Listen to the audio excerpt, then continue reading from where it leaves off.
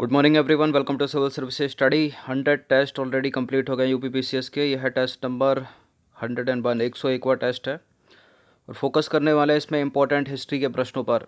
तो चलिए स्टार्ट करते हैं।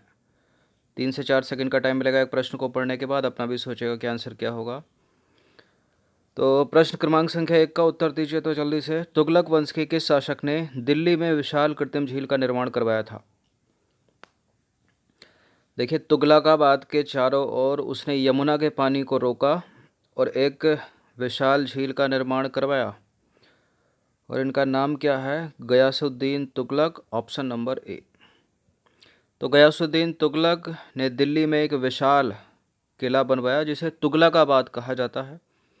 इसके चारों ओर यमुना के बहाव को रोककर एक कृत्रिम झील का निर्माण करवाया था गयासुद्दीन तुगलक ने। भारत में रेलवे लाइन का विकास किस गवर्नर जनरल के काल में हुआ? भारत में रेलवे लाइन का विकास लॉर्ड डलहौजी के काल में हुआ। बंगाल का विभाजन करने वाला कर्जन था सहायक संधि लाने वाला लॉर्ड वेलेजली। तो भारत में रेल लाइन का जो विकास हुआ सबसे पहले डलहौजी के समय हुआ। 1849 में भारत का गवर्नर जनरल बनने वाला लॉर्ड डलहौजी भारत में तेजी से रेल लाइन बिछाने का पक्का समर्थक था। भारत में इस्तमरारी बंदोबस्त का आरंभ किसके प्रशासन काल में हुआ? बताइए।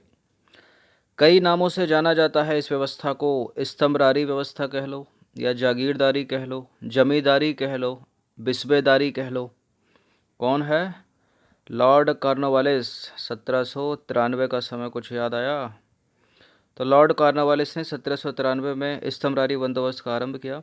इसे स्थायी बंदोबस्त, जागीरदारी, जमींदारी, बिस्बेदारी अलग अलग नामों से जाना जाता है। तो कम से कम 5 नामों से जाना जाता है। इसको अलग अलग पूछा जा सकता है। उत्तर कॉर्नवालिस होगा, 1793 होगा। इस प्रश्न का उत्तर दीजिए तो। भारत में इस्तमरारी या स्थायी बंदोबस्त का आरंभ किन प्रांतों में किया था? किन में किया था? बंगाल, बिहार और उड़ीसा। तो सही उत्तर क्या हो जाएगा यहाँ पर? ऑप्शन नंबर ए, बंगाल और बिहार में। तो देखिए, स्थायी बंदोबस्त या जमींदारी व्यवस्था, इस व्यवस्था को जागीरदारी, मालगुजारी और बिस्बेदारी के नाम से भी जाना जाता है। इस व्यवस्था के लागू किए जाने से पहले ब्रिटिश सरकार के समक्ष यह समस्या थी कि भारत में कृषि योग्य भूमि का मालिक किसे माना जाए। सरकार राजस्व चुकाने के लिए अंतिम रूप से किसे उत्तरदायी बनाए तथा उपज में से सरकार का हिस्सा कितना हो, ये सब सोच रही थी। ठीक है।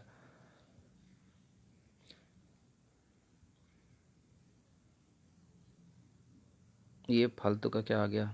देखिए, 1793 में इस व्यवस्था को जो है बंगाल, बिहार और उड़ीसा में स्थायी कर दिया गया और कालांतर में इसे उत्तर प्रदेश के बनारस खंड एवं उत्तरी कर्नाटक में भी लागू किया गया। ठीक है।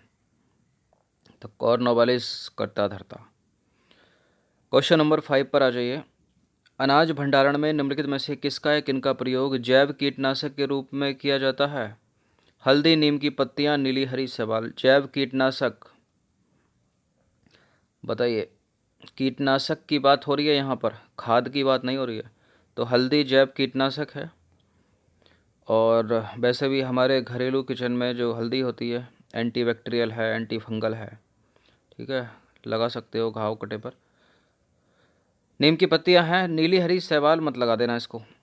वैसे तो ऑप्शन कोई है नहीं ऐसा, लेकिन दे सकता है 1 2 3, क्योंकि ये खाद है, कीटनाशक नहीं है। ठीक है, तीसरा कीटनाशक नहीं है, खाद है पहला, दूसरा। तो नीम की पत्तियां तथा हल्दी का विशेष रूप से जैव कीटनाशक के रूप में अनाज भंडारण में प्रयोग किया जाता है। जबकि नीली हरी शैवाल, जिसको ब्लू ग्रीन एल्गी बोलते हैं इंग्लिश में, उसका प्रयोग जो है खेतों में बायो फर्टिलाइज़र मतलब जैविक खाद है वो। टुंड्रा प्रदेश को किस वायोम के अंतर्गत शामिल किया गया है? बताइए। टुंड्रा प्रदेश, टुंड्रा जलवायु प्रदेश को किस वायोम में शामिल किया गया है? किस बायोम है ये? मरुस्थलीय बायोम है। ठीक है, ऑप्शन नंबर बी। तो टुंड्रा जलवायु प्रदेश को मरुस्थलीय बायोम के अंतर्गत शामिल किया गया है। सीधा सीधा याद रखिए। क्वेश्चन नंबर 7 पर आ जाइए। प्रकाश संश्लेषण प्रक्रिया के दौरान प्रकाश की उपस्थिति में CO2 यानी कार्बन डाइऑक्साइड जल के साथ क्रिया करके क्या बनाती है? क्या बनाती है? प्रोटीन नहीं बनाती, अमीनो एसिड नहीं बनाती, विटामिन नहीं बनाती, खाना बनाती है ना, फूड, कार्बोहाइड्रेट। तो देखिए, सौर ऊर्जा जैव मंडल में प्रकाश संश्लेषण की क्रिया द्वारा जीवन प्रक्रिया आरंभ करती है। ठीक है, जो हर पौधे के लिए भोजन व ऊर्जा का मुख्य आधार है। प्रकाश संश्लेषण की प्रक्रिया के दौरान कार्बन डाइऑक्साइड यानी जो CO2 है वो ऑक्सीजन और कार्बोहाइड्रेट में परिवर्तित हो जाती है। धरती पर पहुंचने वाले सूर्यताप का केवल 0.1% भाग ही प्रकाश संश्लेषण यानी फोटोसिंथेसिस के काम आता है। इसका आधे से अधिक भाग पौधों की श्वसन विसर्जन प्रक्रिया में, और शेष भाग जो है अस्थायी रूप से पौधों के अन्य भागों में संचित हो जाता है। दक्कन ट्रैप का सेल समूह किस प्रकार के ज्वालामुखी उद्गार का परिणाम है? किस प्रकार के ज्वालामुखी प्रकार का परिणाम है, बताइए? प्रवाह ज्वालामुखी। प्रवाह ज्वालामुखी, ऑप्शन नंबर बी। तो देखिए, बेसाल्ट प्रवाह ज्वालामुखी अत्यधिक तरल लावा उगलते हैं जो बहुत दूर तक बह निकलता है। संसार के कुछ भाग हजारों वर्ग किलोमीटर घने लावा प्रवाह से ढके हैं। भारत का दक्कन ट्रैप जो है, जिस पर वर्तमान महाराष्ट्र पठार का ज़्यादातर भाग पाया जाता है, बृहद बेसाल्ट लावा प्रवाह क्षेत्र है। लैकोलिथ और एक है बैथोलिथ, इनके निर्माण का संबंध किससे है? ये प्रश्न इंपॉर्टेंट होते हैं इस तरह के। लैकोलिथ और बैथोलिथ बताइए किससे संबंधित होगा इनमें? ज्वालामुखी, नदी अपरदन, भूकंप, हिमस्खलन। लैकोलिथ और बैथोलिथ ये है ज्वालामुखी से। तो जब ज्वालामुखी लावा जो है भूपटल के भीतर ही ठंडा हो जाता है, यानी अंदर ही रह गया तो मैग्मा हो गया ना, बाहर निकलता तो लावा कहलाता। तो कई आकृतियों का निर्माण होता है, जैसे कि बैथोलिथ, मतलब ये स्थिति है कि अंदर ही रह गया, अंदर ही बना, बाहर नहीं निकल पाया। बैथोलिथ, लैकोलिथ, लेपोलिथ और फैकोलिथ सिल्वेडाइक। ठीक है, बात करें बैथोलिथ की, तो यदि मैग्मा का बड़ा पिंड भूपर्पटी में अधिक गहराई पर ठंडा हो जाए तो यह एक गुंबद के आकार में विकसित हो जाता है, इसको बोलते हैं बैथोलिथ। और लैकोलिथ क्या है? ये गुंबद नुमा विशाल अंतर्वर्धी चट्टानें हैं जिनका तल समतल व एक पाइप रूपी वाहक नली से नीचे से जुड़ा होता है। ठीक है, इसका आप डायग्राम देख सकते हो, गूगल कर लेना। क्वेश्चन नंबर 10 पर आ जाइए। निम्नलिखित में से कौन से पृथ्वी की आंतरिक संरचना की जानकारी प्राप्त करने के अप्रत्यक्ष स्रोत है? मोस्ट इम्पोर्टेंट प्रश्न है ये। पृथ्वी की आंतरिक संरचना की जानकारी देने वाले अप्रत्यक्ष स्रोत कौन से हैं? अप्रत्यक्ष है। उल्कापिंड अप्रत्यक्ष स्रोत है, भूकंप अप्रत्यक्ष स्रोत है, गुरुत्वाकर्षण भी अप्रत्यक्ष स्रोत है, चुंबकीय क्षेत्र भी अप्रत्यक्ष स्रोत है। तो सारे के सारे हो गए तो अप्रत्यक्ष स्रोत। इसका आंसर हो जाएगा ऑप्शन नंबर डी, 1 2 3। तो देखिए, पृथ्वी की आंतरिक संरचना के विषय में जानकारी प्राप्त करने के अप्रत्यक्ष स्रोत कौन कौन से हैं? पृथ्वी के आंतरिक पदार्थ के गुणधर्म का विश्लेषण, उल्कापिंड है, गुरुत्वाकर्षण है, चुंबकीय क्षेत्र है और भूकंप है।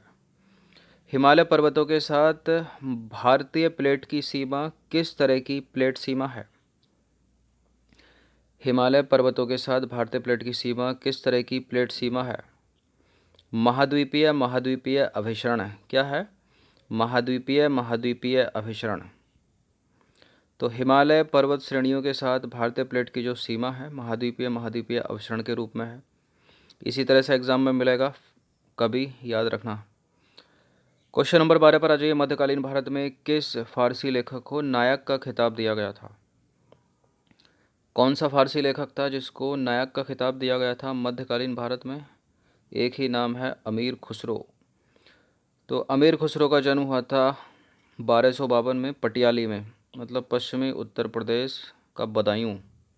ठीक है, इन्हें भारतीय होने पर गर्व था। यह एक कुशल संगीतज्ञ थे और निजामुद्दीन औलिया की सभा में भाग लेते थे। इन्हें नायक के नाम से भी जाना जाता था। क्वेश्चन नंबर 13 पर आ जाइए। 13वां प्रश्न है, निम्नलिखित में से कौन सा कथन गलत है, असत्य है? पी तरंगे धरातल पर सबसे पहले पहुंचती हैं। पी तरंगों की प्रकृति प्रकाश तरंगों जैसी होती है। पी तरंगे ठोस, तरल और गैस तीनों प्रकार के माध्यमों से गुजर सकती हैं या पदार्थों से गुजर सकती हैं। पी तरंगों को प्राथमिक तरंगे भी कहा जाता है। प्राथमिक तरंगे पी तरंगों को कहा जाता है, एस तरंगों को। देखिए, दो प्रकार की तरंगे हैं, एस तरंगे और पी तरंगे। और कॉम्पिटिटिव एग्जाम की फेवरेट है पी तरंगे, बहुत पूछते हैं इनको, ठीक है। कुछ एस को घुसेड़ कर स्टेटमेंट गलत करवाते हैं, तो इसके याद कर लोगे ना तो ये तो अपने आप ही हो जाएगी। तो पी तरंगे धरातल पर सबसे पहले पहुंचती हैं, करेक्ट है पहला वाला स्टेटमेंट। पी तरंगों को बिल्कुल प्राथमिक तरंगे भी कहा जाता है, करेक्ट है ये डी। पी तरंगे ठोस, द्रव और गैस तीनों प्रकार के पदार्थों से गुजर सकती हैं। पी तरंगों को ध्वनि तरंगे कहा जाता है, प्रकाश तरंगे नहीं, गलत है दूसरा वाला स्टेटमेंट। तो भूगर्भीय तरंगे दो प्रकार की होती हैं, पी तरंगे और एस तरंगे। पी तरंगे तीव्र गति से चलने वाली तरंगे हैं, धरातल पर सबसे पहले पहुंचती हैं, ठीक है।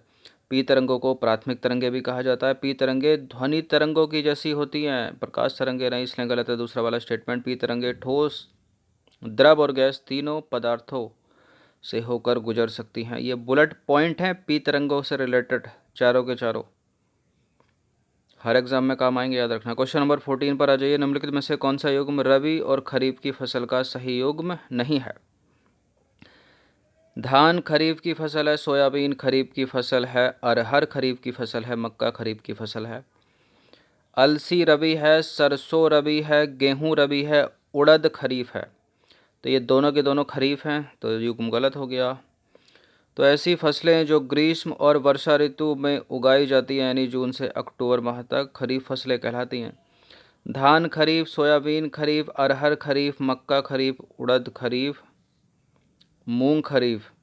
ऐसी फसलें जो शीत ऋतु यानी नवंबर से अप्रैल में उगाई जाती हैं, रबी की फसलें कहलाती हैं। गेहूं रबी है, चना रबी है, मटर रबी है, सरसों रबी है और अलसी रबी है। तो याद करने के लिए रिलेट कर सकते हो कुछ भी, कि रवि जो है बालों में सरसों का तेल लगाता है, या सरसों के तेल में मटर, चना और गेहूं पकाता है, और आलसी है अलसी का आलसी। इस तरह से छोटा छोटा रिलेट करके याद कर सकते हो। अब क्वेश्चन नंबर 15 पर आ जाइए। कार्बनिक खेती के संदर्भ में निम्नलिखित कथनों में से कौन सा कथन सही है? कार्बनिक खेती के संदर्भ में निम्नलिखित कथनों में से कौन सा कथन सही है? इसमें रासायनिक उर्वरक का उपयोग वर्जित है। इसमें रासायनिक उर्वरक का उपयोग अपेक्षित है। इसमें रासायनिक उर्वरक और जैविक खाद का जो उपयोग है वो 50:50 में किया जाता है। 50-50 के अनुपात में किया तो फिर काय का कार्बनिक बायो फर्टिलाइज़र हो गया वो। कैसे हो गई ऑर्गेनिक फार्मिंग? गलत है। इसमें रासायनिक उर्वरकों का उपयोग अपेक्षित है, मतलब मैंडेटरी है, नहीं, बिल्कुल नहीं। या तो बहुत कम मात्रा में या बिल्कुल नहीं, ये पहला वाला सही हो जाएगा। कार्बनिक खेती है, ऑर्गेनिक फार्मिंग है, तो जैविक खाद का उपयोग करेंगे ना हम। कार्बनिक खाद क्यों डालेंगे, रासायनिक खाद क्यों डालेंगे? देखिए, कार्बनिक खेती की वह पद्धति है जिसमें रासायनिक उर्वरक, पीड़कनाशी, शाकनाशी आदि का उपयोग या तो बहुत कम होता, बहुत कम, या बिल्कुल भी नहीं होता। उर्वरकों के अधिक प्रयोग से ये जल प्रदूषण का कारण बनते हैं, और इनका सतत प्रयोग मिट्टी की उर्वरता को घटाता है। किनका? ये रासायनिक उर्वरक जो होते हैं, क्योंकि कार्बनिक पदार्थ की पुनः पूर्ति नहीं हो पाती, और इसमें सूक्ष्म जीवों एवं भूमिगत जीवों का जो जीवन चक्र है वो भी अवरुद्ध हो जाता है, ठीक है। बहुत सारे सूक्ष्म जीवी है ना मिट्टी में, वही मर जाते हैं। क्वेश्चन नंबर 16 पर आ जाइए। निम्नलिखित में से कौन सा या से चारा फसल या फसलें हैं? बरसीम चारा फसल है, जई चारा फसल है, सनई होता तो वो भी, और सूडान घास भी चारा फसल है, उपरोक्त में से सभी। तो बरसीम, जई, सूडान घास तीनों जो हैं चारा फसलें हैं। इनका उत्पादन पशुओं के चारे के रूप में किया जाता है। पुरंदर की संधि निम्नलिखित में से किस किस के बीच हुई थी? जब पुरंदर की संधि का नाम आता है तो एक नाम याद आता है शिवाजी का। शिवाजी ये हो सकता है, शिवाजी यहाँ हो सकता है, उत्तर यहाँ हो सकता है, शाहजी यहाँ गलत है, लेकिन ये जयसिंह और शिवाजी के बीच हुई थी। ऑप्शन नंबर बी है इसका आंसर। तो 1665 में मराठा शासक शिवाजी और औरंगजेब का विश्वास पात्र सलाहकार जयसिंह के बीच हुई थी पुरंदर की संधि। बड़ी ही इंपॉर्टेंट है पुरंदर की संधि, डेट के साथ याद रखिए, 1665। क्वेश्चन नंबर 18 पर आ जाइए। मध्यकालीन भारत में इनमें से किस संत के दोहे गुरु ग्रंथ साहिब में संकलित किए गए हैं? रैदास के, ऑप्शन नंबर सी। तो संत रैदास को रविदास के नाम से भी जाना जाता है। इनकी रचनाएं राजस्थान में हस्तलिखित ग्रंथों के रूप में भी मिलती हैं। इसके अतिरिक्त इनके बहुत से पद गुरु ग्रंथ साहिब में भी संकलित मिलते हैं। एक प्रचलित कहावत मन चंगा तो कटौती में गंगा इन्हीं के द्वारा कही गई थी। क्वेश्चन नंबर 19 पर आ जाइए। 19वां प्रश्न है, महमूद गजनवी किस वंश का शासक था? महमूद गजनवी किस वंश का शासक था? अफरासियाब वंश, ऑप्शन नंबर सी। तो महमूद गजनवी ने खुद दावा किया कि वह ईरान के पौराणिक राजा अफरासियाब का वंशज है। उसने यह दावा तब किया जब फारसी भाषा और संस्कृति गजनवी साम्राज्य की भाषा और संस्कृति बन गई। ठीक है, फारसी भाषा गजनवी साम्राज्य की भाषा और फारस की संस्कृति गजनवी साम्राज्य की संस्कृति बन गई। ठीक है, यानी फेंक ही रहा था फिर तो। क्वेश्चन नंबर 20 पर आ जाइए। अंतिम प्रश्न है, इंपॉर्टेंट प्रश्न है। शाहनामा के लेखक बता दीजिए कौन है? शाहनामा लिखी है फिरदौसी ने, और कौन सी भाषा में लिखी है? फारसी भाषा में लिखी है, ये भी याद रखना। तो देखिए, फिरदौसी की रचना है शाहनामा। फिरदौसी की रचना है शाहनामा, जो फारसी भाषा में लिखी गई है। सामानी राज्य में फारसी भाषा और साहित्य को प्रोत्साहन मिला। इस ग्रंथ में ईरान पर अरबों की जीत के पहले के शासकों का चरित्र वर्णित है। यह दोहों में लिखी गई है। ठीक है, दोहों में लिखी गई है शाहनामा। और लिखी किसने? फिरदौसी ने। कौन सी भाषा में? फारसी भाषा में। तो यहाँ 1 2 3 तैयार हो जाते हैं अलग से, एक एक छोटे छोटे प्रश्न। तो 20 इंपॉर्टेंट प्रश्न, इनकी प्रकृति बिल्कुल यूपीपीसीएस अपर सबऑर्डिनेट और लोअर सबऑर्डिनेट से एकदम मैच खाती है। इनकी प्रैक्टिस कम से कम 1 से 2 बार कर लीजिएगा। हर दिन प्रैक्टिस करते रहिए। इस पूरी की पूरी टेस्ट सीरीज़ की प्लेलिस्ट का लिंक आपको डिस्क्रिप्शन बॉक्स में मिल जाएगा। वहाँ पर आप टेस्ट नंबर 1 से लेकर 101 तक पहुँच सकते हो। बाकी इन लोगों को याद रखिए। ठीक है, इस चैनल की वीडियो या टेस्ट सीरीज़ का लाभ उठाने के लिए आप सब्सक्राइब कर सकते हो लाल कलर का बटन दबाकर। उसके नीचे घंटे बेल आइकन का निशान आएगा, उसको दबा देना ताकि आने वाले टेस्ट का नोटिफिकेशन आपको सही समय पर मिल सके। धन्यवाद।